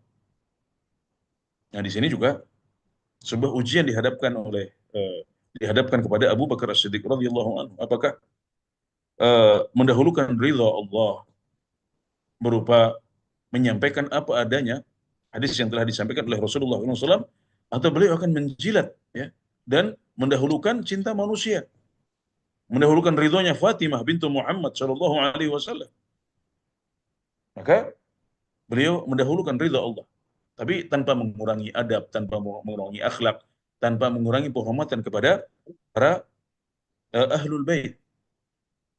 Dan karena Rasulullah Shallallahu Alaihi Wasallam, karena Rasulullah Shallallahu Alaihi Wasallam itu selalu berpesan, aku pesankan kalian, aku wasiatkan kalian ya untuk merawat dan menghormati para ahlul bait. Maka tentunya para sahabat yang merupakan teladan kita dalam beragama, ya, teladan dalam mengamalkan ilmu agama, mereka juga adalah orang yang sudah mengamalkan wasiat ini. Adapun yang terjadi ya di antara para sahabat ya berupa beberapa konflik, ya, beberapa konflik seperti perang Jamal, ya, perang Siffin, ya, kemudian juga yang terjadi pada zaman Ali bin Abi Thalib, ya, berupa konflik, riak-riak kecil, itu adalah sesuatu yang manusiawi, dan para ulama ahlu sunnah sudah menjelaskan sikap yang ilmiah terhadap permasalahan-permasalahan ini. Yang mereka mengatakan, adapun fitnah yang terjadi di kalangan para sahabat, ya maka kita menjaga lisan kita dari fitnah itu. Kita meyakini bahwasanya masing-masing punya sudut pandang, masing-masing punya syubhat. Ya, ini adalah masalah istihadiyah di antara mereka.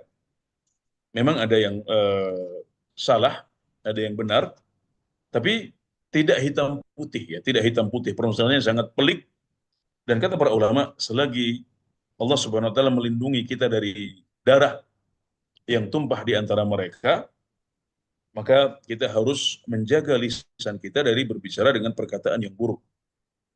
Misalnya menuduh Umar bin Khattab atau Abu Bakar As-Siddiq atau Uthman bin Affan, ya, tidak menghormati Ali bin Abi Thalib sebagai keluarga Rasulullah Shallallahu Alaihi Wasallam, atau tidak menghormati Aisyah, maka ini adalah sebuah perkataan yang buruk. Kita tidak boleh mengatakan perkataan seperti itu. Para sahabat saling cinta, mereka saling mengakui. Ali bin Abi Thalib mengakui bahwasanya Abu Bakar lebih utama dari beliau, Umar bin Khattab lebih utama dari beliau, Utsman bin Affan lebih utama dari beliau. Ya, tapi mereka adalah manusia-manusia juga, ya, mereka adalah eh, orang-orang yang memiliki hawa nafsu, mereka adalah orang-orang yang tidak maksum, ya. Maka kadang-kadang terjadi konflik kepentingan di antara mereka, namun itu adalah masalah istihadiyah yang tidak mengurangi keutamaan mereka. Jadi para sahabat saling mencintai. Ya, para sahabat mencintai ahlul bait dan sebaliknya. Ya, maka ini yang terjadi di antara mereka. Tapi apa yang terjadi berupa konflik ini adalah hal yang manusiawi, dan kita mengikuti penjelasan para ulama, ya, di mana kita tidak berbicara melebihi kapasitas kita. Ya, kita mencintai mereka semuanya, kita tasyabuh dengan mereka dan berusaha untuk meneladani mereka semuanya. Ya, jadi tidak benar kalau dikatakan bahwasanya para sahabat membenci atau kontra dengan para ahlul bait Rasulullah Sallallahu Alaihi Wasallam, tapi justru sebaliknya mereka mencintai keluarga Nabi Muhammad Sallallahu Alaihi Wasallam lebih dari cinta mereka kepada keluarga mereka sendiri. Dan ini sebagai konsekuensi. Kalau tadi kita berbicara tentang cinta kepada Nabi Muhammad SAW, mereka nambah lagi cinta kepada keluarganya Nabi Muhammad SAW lebih dari cinta kita kepada diri diri kita sendiri dan kepada keluarga kita sendiri. Ya, adapun ahlul bait yang uh, ada di zaman kita, ya, yang terlepas dari apakah benar, ya, atau tidak klaim mereka bahwa mereka ahlul bait, ya maka mereka adalah orang-orang yang juga kita cintai karena agama mereka. Kalau mereka punya kesalehan kita cintai, ditambah mereka ahlul bait, itu adalah nilai plus. Nah, yang membuat kita semakin cinta kepada mereka. Tapi kalau mereka adalah orang-orang yang tenggelam dalam maksiat atau mengadakan perkara baru dalam urusan agama, ya maka berlaku bagi mereka sabda Nabi Muhammad SAW, "Wa man batta'a bihi amaluh lam yusri' bihi nasabu." Barang siapa yang karena amalannya yang buruk atau sedikit, kemudian mereka berada di saf paling belakang umat Islam, maka mereka tidak serta-merta bisa maju ke depan menjadi yang terdepan dan paling utama hanya gara-gara mereka berdarah biru. Tidak bisa. Man batta'a bihi amaluh lam yusri' bihi nasabu. Ya, barang siapa yang amalannya buruk, kemudian mereka menjadi terbelakang dalam agama Islam dan pengamalannya, maka mereka tidak serta-merta bisa maju ke depan. Hanya gara-gara saya adalah ahlul bait dan keturunan Rasulullah Sallallahu Alaihi Wasallam. Timbangannya dalam Islam adalah takwa. Siapa yang bertakwa, siapa yang paling bertakwa, maka dialah yang paling mulia di sisi Allah Subhanahu wa taala. Dan itu adalah timbangan adil yang sudah dibuat oleh Allah Subhanahu wa taala dan diwahyukan kepada Nabi Muhammad sallallahu alaihi wasallam. Jadi sekedar ahlul bait saja tidak cukup. Ya, ahlul bait juga harus dengan iman dan Islam dan amal soleh, ya, untuk bisa mendapatkan cinta yang seharusnya dari umat Islam. Ya, kalau mereka mewujudkan itu, maka insya Allah umat Islam di dunia semuanya akan cinta kepada mereka sebagai muslim yang pertama, kemudian ditambah cinta plus kepada ahlul bait Rasulullah Shallallahu Alaihi Wasallam. Baik, Ustadz. Kita lanjutkan dengan pertanyaan berikutnya, Ustadz ya.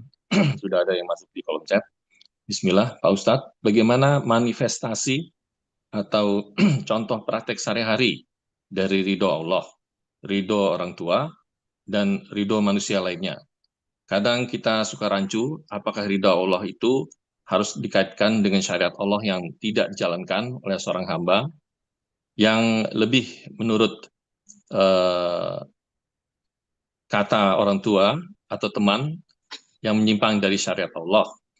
Lalu bagaimana caranya agar kita tahu dengan pasti bahwa apa yang kita lakukan itu atau ibadah-ibadah yang dikerjakan itu diridhoi Allah? Adakah tanda-tandanya, Pak Ustadz? Jazakallah khair. Ya, baik. Yang tidak kita pastikan, yang kita tidak bisa pastikan adalah ridha Allah kepada kita atau cinta Allah kepada kita. Ini kita nggak bisa pastikan. Ridha Allah kepada person, ya, baik kita atau orang tua kita atau kawan-kawan kita, ini adalah sesuatu yang kita nggak bisa sampai ke sana. Kecuali kalau ada pernyataan langsung dari Allah misalnya, seperti dalam kasus para muhajirin dan ansar, para sahabat.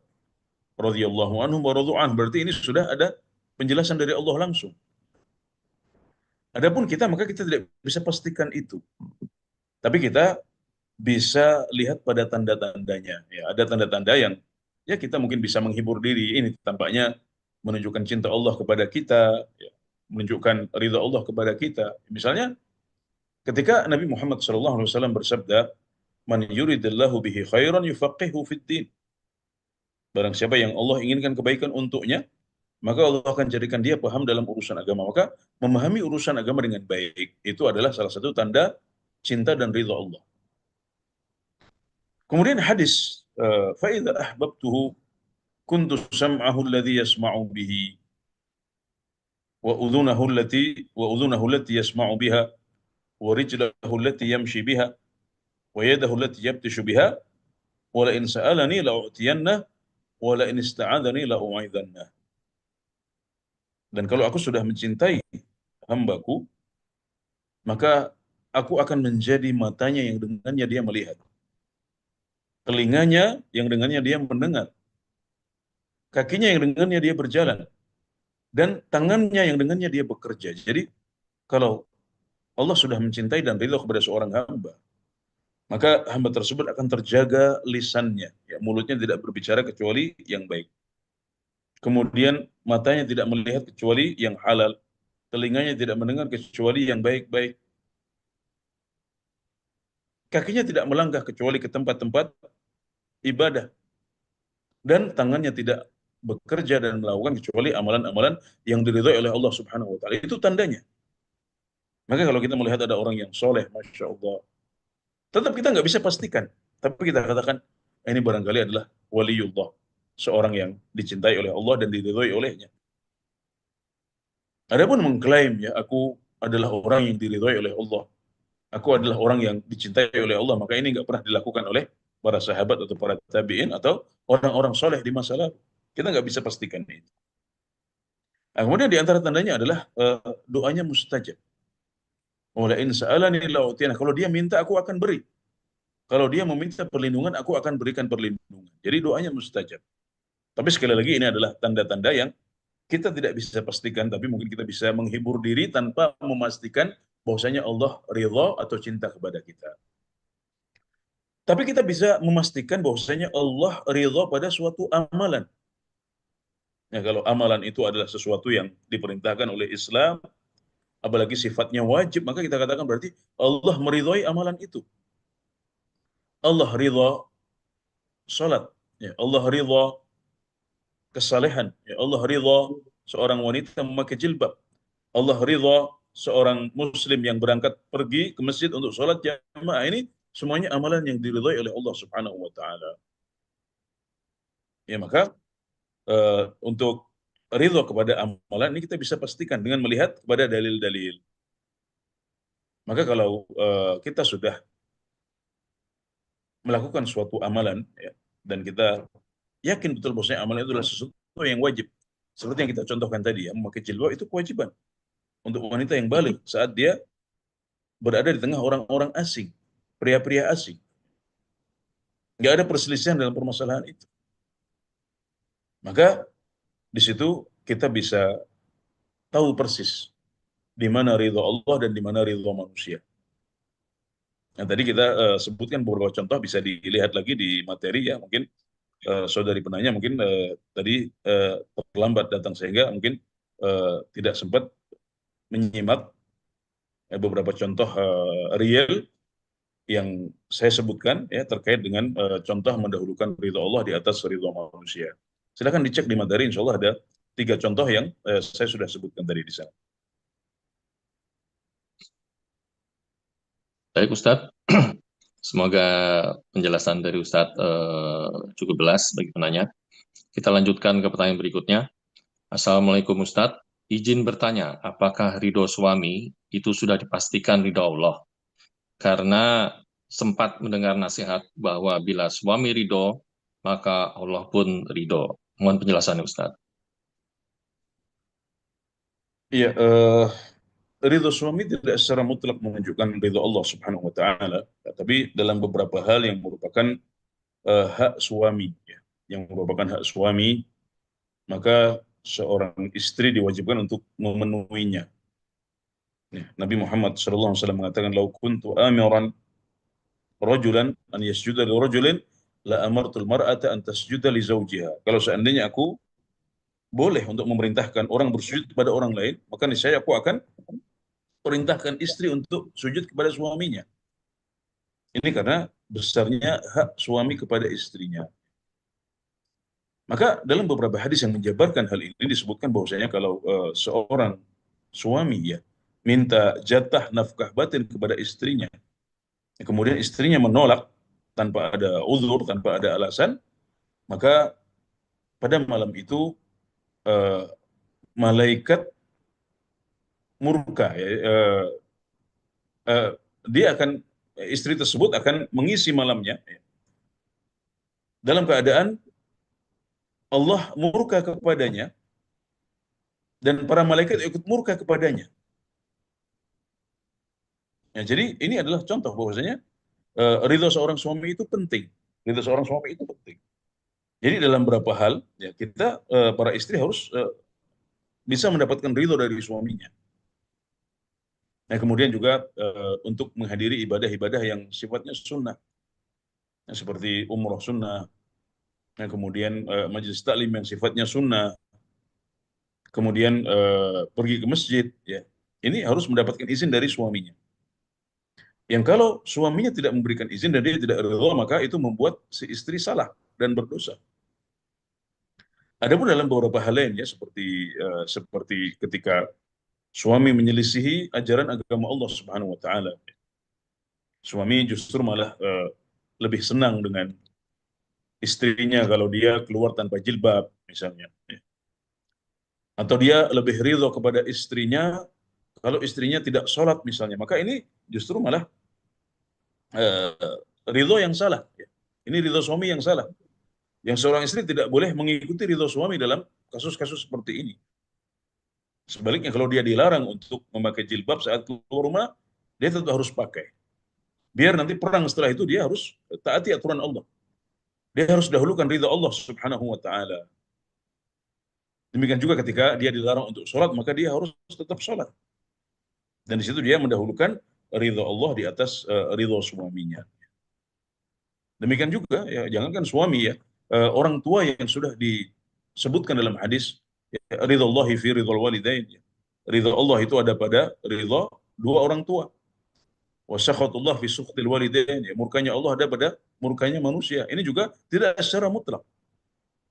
Tapi kita melihat ya bahwasanya ridha mereka harus tetap ditimbang ya dengan hukum-hukum Allah Subhanahu wa taala. Ya, jadi kapan ada uh, ridha suami ya yang ternyata tidak selaras dengan ridha Allah Subhanahu wa taala, maka seorang istri harus mendahulukan ridha Allah di atas ridha suaminya. Bahkan kalau sampai nanti menimbulkan ya mungkin konflik di rumah tangga yang kemudian sampai berujung kepada perceraian misalnya. Kalau memang itu tidak bisa diselamatkan, maka ya tidak masalah. Itu bisa menjadi solusi dalam kehidupan rumah tangga mereka. Yang penting dia punya prinsip untuk mendahulukan ridha Allah di atas ridha manusia. Ya. Suami juga sama. Ya. Mungkin sebaliknya suami juga dihadapkan kepada permasalahan yang sama seperti yang ditanyakan oleh para istri. Barakallahu fiikum. Baik Ustadz, semoga penjelasan Ustadz tadi jawab pertanyaan dari penanya. Kita lanjutkan Ustadz, sudah ada pertanyaan lagi nih. Bismillah, Afwan Pak Ustadz, izin bertanya. Bolehkah kita ungkapkan rasa cinta kepada Allah dan Rasulullah dengan kalimat-kalimat misalnya, Allah is my bestie, love you Rasulullah, atau kalimat semisalnya. Mohon arahannya Pak Ustadz. Syukran. Jadi kalau kata-kata seperti ini tidak memiliki makna yang negatif ya, misalnya ya tidak ada konotasi negatifnya, ya, hanya berarti persis maksudnya Allah adalah orang yang paling, Allah adalah zat yang paling saya cintai. Ya. Kemudian love you Rasulullah artinya adalah cinta kepada Rasulullah Sallallahu Alaihi Wasallam dan tidak ada konotasi negatif karena kadang-kadang denotasinya positif tapi ada konotasi negatif ini harus dihindari. Misalnya besti ini kadang-kadang diucapkan oleh ya mungkin eh, para wanita ya sesama tongkrongan ya sama teman ya kalau seandainya nggak ada konotasi negatifnya nggak ada masalah. Itulah karena masalah bahasa itu luas. Tapi kalau ada kandungan makna yang salah ya atau konotasi yang negatif, maka tidak pantas ya kita menggunakan kata-kata seperti itu kepada Rasulullah Sallallahu Alaihi Wasallam ataupun kepada Allah Subhanahu Wa Taala. Baik. Baik Ustadz, semoga itu cukup jelas penjelasan dari Ustadz. Kami persilahkan kembali kepada jamaah yang ingin bertanya. Masih ada waktu, dipersilahkan untuk menulis pertanyaannya di kolom chat. Masya Allah, ini Ustadz insya Allah siap untuk menjawab pertanyaan-pertanyaan. Baiklah Ustadz, untuk mengisi sebelum ada pertanyaan di kolom chat, izinkan kami bertanya tentang sesuatu hal yang sering kita dengar ya Ustadz ya, bahwa dalam kita eh, keseharian kita itu dalam beribadah itu kita sering dengar bahwa kita harus mengikuti Rasulullah dengan pemahaman para sahabat. Nah, ini yang terakhir ini Ustadz, dengan pemahaman para sahabat bahwa artinya ada juga yang menggunakan mengikuti Rasulullah tapi sayangnya tidak menggunakan pemahaman para sahabat. Nah, boleh tolong dijelaskan Ustadz. Jadi pentingnya hal ini dan mengapa kalimat ini ditekankan gitu bahwa tidak saja mengikuti Rasulullah tapi juga harus dengan pemahaman para sahabat.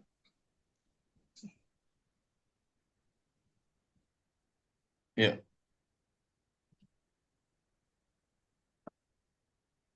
Baik. Jadi para sahabat Rasulullah Sallallahu Alaihi Wasallam adalah orang-orang pilihan yang pemahaman mereka dalam Islam adalah pemahaman terbaik. Praktik mereka untuk sunnah Nabi Muhammad SAW juga adalah praktik yang terbaik. Makanya kita yang hidup ya 15 abad sepeninggal Rasulullah SAW sangat butuh ya untuk suudzon kepada diri sendiri. Ya jangan-jangan selama 15 abad periwayatan hadis dari Nabi Muhammad SAW sampai di zaman kita ini ada distorsi atau disrupsi ya, perubahan makna, perubahan pemahaman. Seperti yang kita sering dapati ya pada zaman kita. Kita melihat si A prakteknya begini, si B prakteknya begitu, si C prakteknya beda lagi. Yang itu kadang-kadang membuat kita bingung. Padahal semuanya mengklaim berdalil dengan sunnah Nabi Muhammad SAW.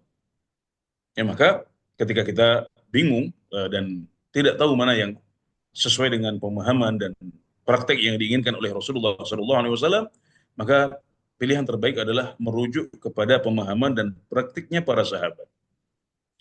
Dan alhamdulillah, ya, jadi penafsiran dan pemahaman para sahabat untuk ayat-ayat Al-Quran atau hadis-hadis Nabi Muhammad SAW itu juga didokumentasikan dengan sangat lengkap dalam agama kita. Jadi dalam Islam yang lengkap bukan cuma kitab sucinya, bahkan hadis-hadis nabinya dicatat lengkap. Yang ini nggak ada pada agama-agama lain selain agama Islam. Bahkan juga riwayat tentang para sahabat yang menemani dakwah Nabi Muhammad SAW atau para hawariyunnya Nabi Muhammad SAW ini juga didokumentasikan dengan sangat lengkap. Maka kalau kita merujuk kepada mereka, maka ini akan memberikan kepada kita pemahaman yang benar dan murni. Karena ada banyak sekali distorsi dan penyelewengan dalam memahami sunnah Nabi Muhammad SAW. Maka ketika mendekati ajal Nabi Muhammad SAW, menyampaikan kepada para sahabat, wa innahu man ya'ish minkum fasayara ikhtilafan katsira. Nah, sungguh di antara kalian yang hidup setelahku akan mendapati perbedaan yang banyak. Maka kemudian beliau mewasiatkan, fa'alaikum bisunnati wa sunnatil khulafa'ir rasyidin al-mahdiyyin min ba'di. Maka adalah kalian mengikuti sunnahku, kemudian sunnah para khulafa'ur rasyidin sepeninggalku. Nah, kita diperintahkan untuk merujuk kepada mereka. Kenapa? Karena sepertinya Nabi sudah membaca bahwasanya akan ada banyak perbedaan. Akan ada banyak beda tafsir. Akan ada banyak perbedaan pemahaman dan praktik. Maka kalau kita bingung, ya, seperti yang dirasakan oleh sebagian kita pada zaman ini, maka caranya adalah dengan merujuk praktik. Ya, kita punya Sahih Bukhari di rumah. Sahih Bukhari ini akan menjadi standar kita. Cukup Sahih Bukhari saja, kalau kita pahami sunnah Nabi Muhammad SAW, bagaimana akidah beliau, bagaimana praktik ibadah beliau sehari-hari, nanti kita akan punya filter. Oh berarti praktik yang saya lihat ini, ya, karena kita sekarang itu banyak tuh ibadah-ibadah yang ngawur, ya, yang kita nggak pernah tahu bahwasanya Nabi mencontohkan seperti itu. Ya, ternyata ketika kita cek di Sahih Bukhari, nggak ada. Nabi dulu zikirnya seperti ini, sholatnya seperti ini. Lah ini kok zikir ya diiringi dengan suara-suara yang diharamkan oleh Allah Subhanahu wa taala, dengan gerakan-gerakan yang tidak pernah diajarkan oleh Rasulullah sallallahu alaihi wasallam. Nah, ini gunanya kalau kita punya filter ya berupa kitab hadis langsung. Atau kita punya kitab hadis yang menjelaskan bagaimana praktik para sahabat dan akidah mereka pada masa lalu. Misalnya Musannaf Abdul Razzaq atau Musannaf Ibnu Abi Syaibah atau Sunan Daruqutni atau Sunan Al-Baihaqi, ini isinya adalah pemahaman para sahabat dan akidah mereka, penafsiran mereka untuk sunnah Nabi Muhammad SAW. Maka pendapat mereka, penafsiran mereka, praktik mereka ini layak untuk kita jadikan pedoman. Karena mereka adalah orang yang dahulu melihat langsung Rasulullah SAW. Mereka melihat langsung bagaimana beliau sholat, bagaimana mereka wudhu, bagaimana mereka zikir. Nah, jadi kalau kita bingung di akhir zaman, kita bisa merujuk dan menjadikan mereka sebagai referensi. Maka melihat kepada pemahaman para sahabat itu sangat penting untuk bisa menghilangkan kebingungan kita dan juga untuk menjaga kemurnian Islam sebagaimana diwariskan oleh Rasulullah SAW kepada para sahabat. Baik, Ustadz. Syukran penjelasannya. Kami lanjutkan. Sudah ada pertanyaan lagi di kolom chat. Afwan Ustadz, terkait banyaknya pemimpin lingkungan yang kurang paham agama, sehingga banyak anjuran yang di luar syariat, bahkan cenderung ke arah syirik. Mohon nasihatnya Ustadz akan hal ini. Barakallahu fikum. Ya, para pemimpin kita punya hak atas kita. Para pemimpin kita memiliki hak atas kita, dan hak mereka adalah seperti yang dijelaskan oleh Rasulullah SAW, ad-dinu an-nasihah.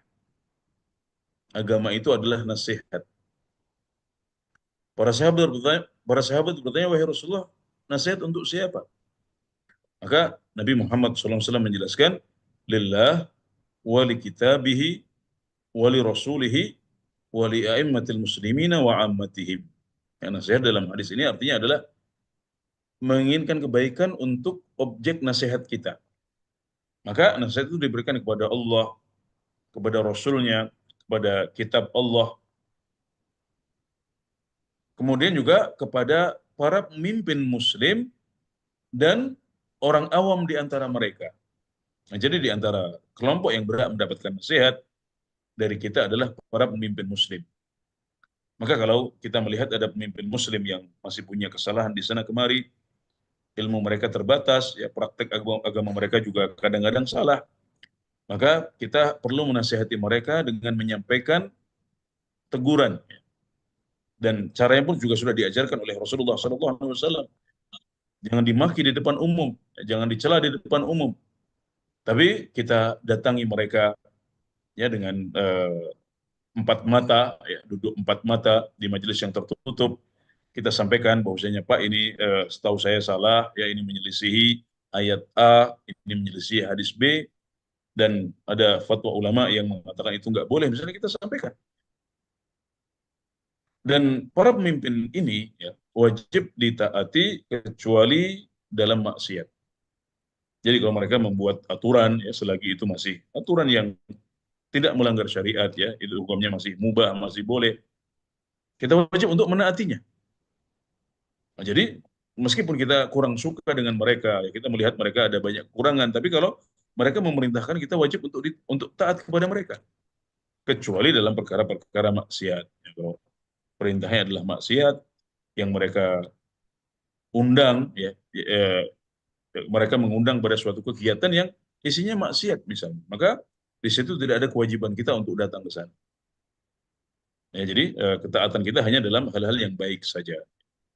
Jadi kita menggabungkan antara tetap taat kepada mereka, ya, tidak mendemo mereka, tidak eh, mengkudeta mereka, ya, tidak menasihati mereka dengan cara yang salah, ya, tapi kemudian juga memberikan nasihat kepada mereka dengan cara yang baik.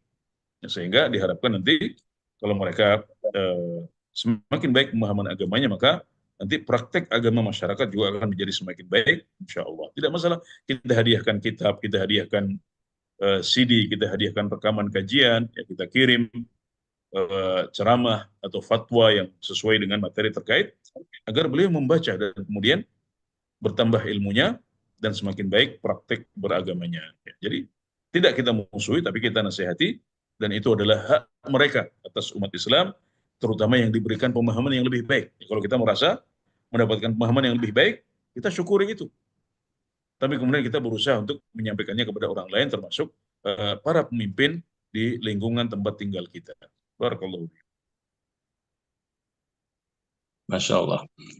Baiklah Ustadz, ada pertanyaan lagi Ustadz di kolom chat. Kita bacakan. Bismillah. Ustadz, terkait mencari ridho manusia, apakah boleh jika seseorang bersumpah atas nama Allah padahal dia berbohong, lalu kita tinggalkan walaupun kita benar?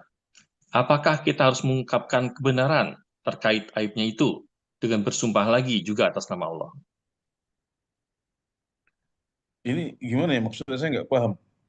Bersumpah kemudian ditinggalkan. Ditinggalkan itu gimana maksudnya? Wallahu alam nih Ustadz ya. Ya, Tulisnya baik, begitu ya. saya coba menjawabnya dengan beberapa kemungkinannya ya.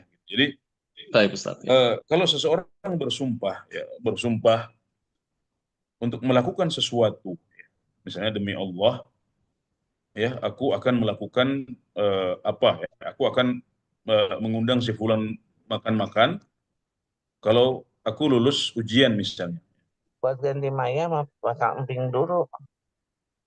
Tapi pengen, karena pengen jualan itu, pengen ngelihat satu Telepon itu berapa. bukti, tolong Malah mic-nya dimatikan. Ya, Baik jadi Ustadz. kalau kalau sumpahnya adalah tentang nazar, ya, atau bersumpah untuk melakukan satu hal di masa yang akan datang, ya, maka ini yang bisa ditinggalkan, dalam arti kalau baik kita harus kerjakan. Nah, kalau itu adalah sesuatu yang negatif, sesuatu yang buruk, ya, kita sudah bernazar melakukan sesuatu, tapi adalah sesuatu yang buruk, misalnya maksiat misalnya, maka kita harus meninggalkan maksiat itu, kemudian membayar kafarah sumpahnya. Ya. Jadi lebih baik kita membayar kafarah sumpah karena kita menyelisih nazar kita daripada kita melakukan suatu nazar yang sifatnya maksiat dan dosa. Nah, jadi sumpah yang seperti ini yang bisa kita tinggalkan. Adapun kalau bersumpah karena Allah, bersumpah dengan nama Allah padahal bohong. Artinya hanya menyampaikan kabar ya. Jadi sumpah itu ada dua macam. Ada yang sifatnya nazar atau melakukan perbuatan, bersumpah untuk melakukan sesuatu. Ada yang sumpah yang sifatnya dalam menyampaikan kabar agar orang percaya. Ya dia bersumpah demi Allah, aku telah melihat si fulana melakukan perbuatan A misalnya. Nah ini yang tidak bisa ditinggalkan yang seperti ini. Ini kan bukan sesuatu yang ingin kita kerjakan di masa yang akan datang. Tapi sesuatu yang sudah terjadi, tapi kita berbohong dalam mengabarkannya, kemudian ditambah dengan sumpah atas nama Allah. Maka ini yang disebut sebagai al-yaminul ghamus, ya, sumpah yang membuat pelakunya dicelupkan dalam neraka. Na'udzubillah min dzalik. Nah, jadi untuk yang ini tidak bisa ditinggalkan, tapi bisanya adalah apa? Kita beristighfar kepada Allah atas dosa itu. Kita taubat kepada Allah Subhanahu wa taala. Jangan sampai kita bohong ya, kita bohong hanya agar orang percaya. Itu termasuk dosa di sisi Allah Subhanahu wa taala, dan kalau kita melakukannya maka kita harus beristighfar dan taubat kepada Allah Subhanahu wa taala. Nah, kemudian apakah kita harus mengungkap kebenaran terkait aibnya dengan bersumpah juga atas nama Allah? Iya, kalau kita tahu dia adalah bohong, maka kita sampaikan yang benar yang apa? Unsur akhaka zaliman aw mazluman. Tolonglah saudaramu baik dalam keadaan zalim maupun dalam keadaan terzalimi.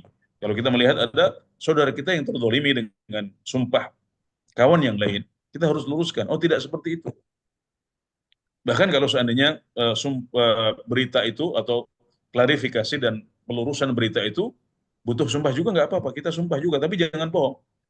Demi Allah, kejadiannya tidak seperti itu misalnya. Nah, maka berarti kita sudah berkontribusi untuk meluruskan berita bohong. Kemudian kita juga bersumpah, itu boleh kalau kita memang yakin ya kita nggak bohong, maka sumpah itu boleh ya, untuk menguatkan kabar yang kita sampaikan ya, atau membuat orang percaya. Kita boleh bersumpah ya, tapi yang penting bersumpah dengan nama Allah atau sifatnya, jangan bersumpah dengan yang lain ya. Sebagian orang sekarang sumpahnya atas nama Rasulullah SAW, ini dosa, nggak boleh. Kemudian yang kedua, jangan bohong. Jadi kalau kita ingin klarifikasi, beritanya sudah benar, nggak masalah kita bersumpah agar orang percaya. Jadi seperti itu. Insyaallah. Baik Ustadz. Sehubungan dengan penjelasan Ustadz tadi tausiah kan itu ada hadisnya ya, dan barang siapa mencari ridho manusia dengan kemurkaan Allah, Allah akan murka padanya dan menjadikan manusia murka padanya. Ini apa dikaitkan dengan penjelasan barusan Ustadz ini. Jadi kalau memang terjadi kesalahan seperti itu, ini berarti si manusia ini yang harus dia lakukan itu ya bertobat gitu Ustadz ya, menyesali apa yang dia sudah lakukan itu ya, dan tidak mengulang lagi gitu Ustadz ya. Betul ya.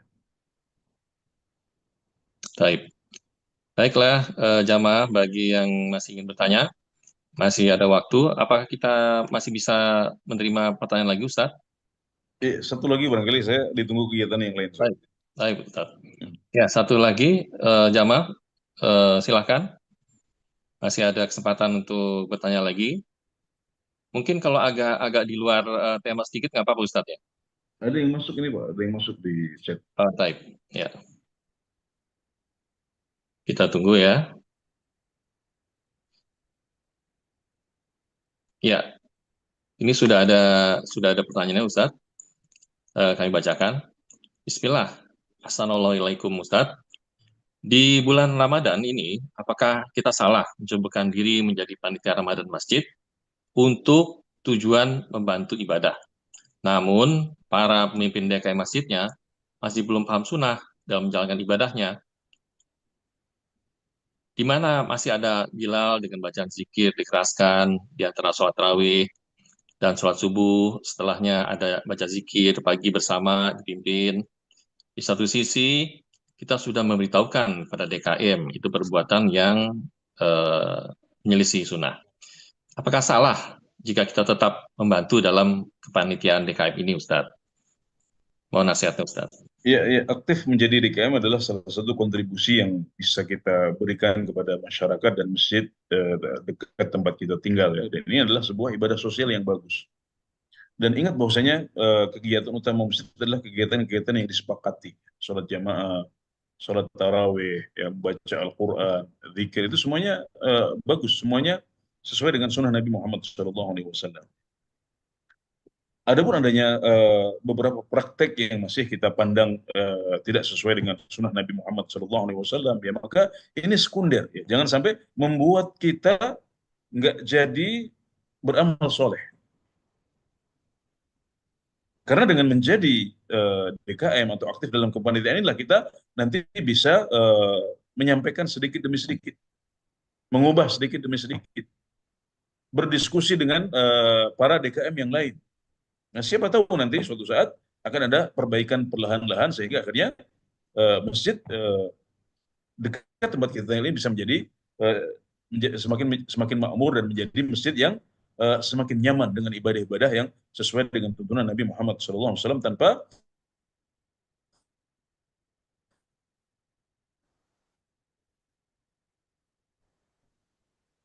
Nah, jadi kita jangan prinsip lah. Kalau kita bisa diberikan kesempatan ya untuk bisa memperbaiki mulai dari 5%, 10%, ambil. Dan tentunya disampaikan dengan hikmah ya kalau kalau keputusan diambil di forum ya kalau kita sudah menyampaikan suara kita, menyampaikan nasihat kita. Kepada Ustaz.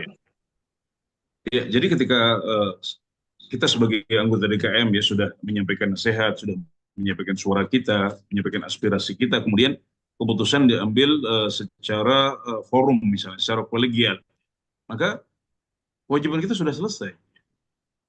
Dan begitulah caranya kita memperbaiki kondisi di masyarakat. Tidak harus 100% langsung, tapi pelan-pelan kita suarakan, pelan-pelan kita nasihatkan ya. Maka insya Allah cara seperti itu akan sangat baik ya untuk memperbaiki kondisi masjid-masjid kita perlahan-perlahan. Ya.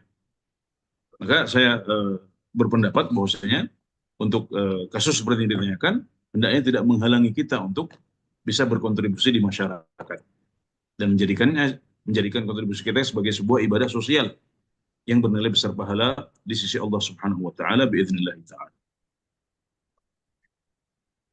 Masya Allah. Baiklah Ustadz. Terima kasih buat kajiannya yang sangat ilmu, juga buat nasihat-nasihatnya.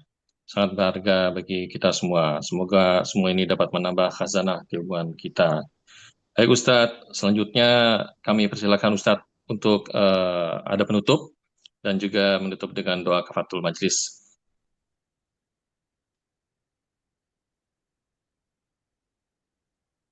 Subhanakallahumma wa bihamdik, asyhadu an la ilaha illa anta, astaghfiruka wa atubu ilaik.